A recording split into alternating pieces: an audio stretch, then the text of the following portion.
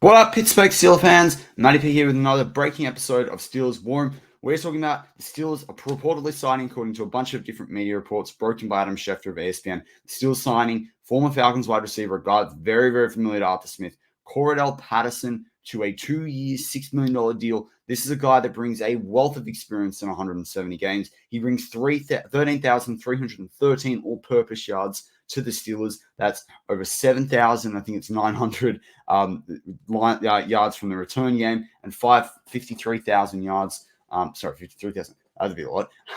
5,300 yards in terms of rushing and receiving. Really experienced guy, drafted by Minnesota in the first round, picked 29th overall, has played with New England, has obviously played with Minnesota, has played with Chicago, has played with Oakland, and has, of course, played the Falcons, and now he comes to the Pittsburgh Steelers. So that's huge, particularly after the return rule that's come out overnight or in the last couple of days, depending on when you listen to this. Huge for the Steelers in terms of get a really experienced guy. He will be turning 33 this year if he's not turned it already.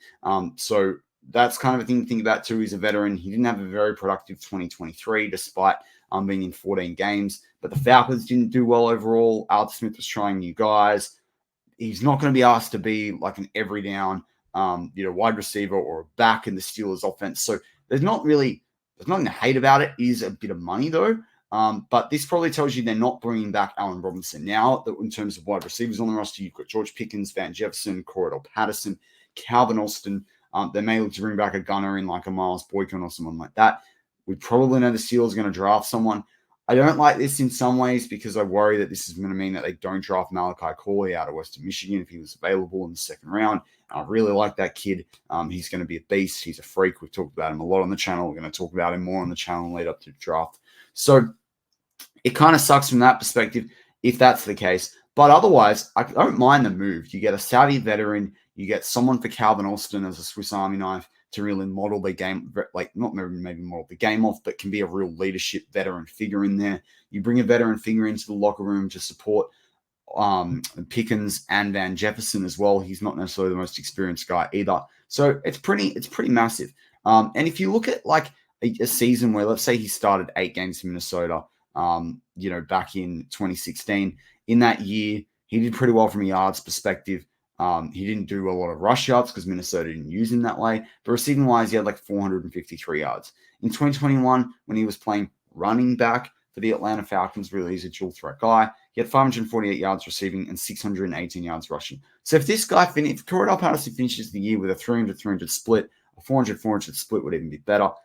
That's going to be a pretty good season from Cordarrelle Patterson. But the thing you have to think about is it's all-purpose. Steelers moved on Gunnar Olszewski last year. They used a bunch of different guys in the return game in different capacities. So you look at this guy, veteran, he's a returner. He can support you at running backers, and third running back behind Warren and Najee could be really helpful, could be really creative in multiple tight end sets as well.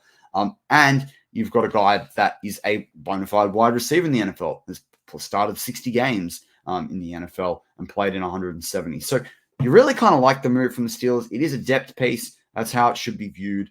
But when you think about Cordarrelle Patterson, they've kind of, as I say, $6 million over 2 years might seem expensive to some people, but considering what we're paying other guys, like what we got Deshaun Elliott for and stuff like that.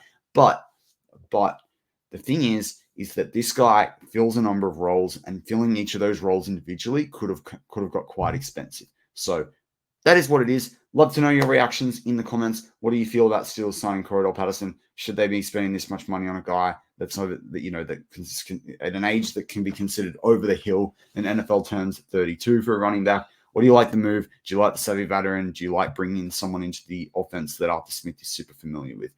You let me know. As always, go Steelers.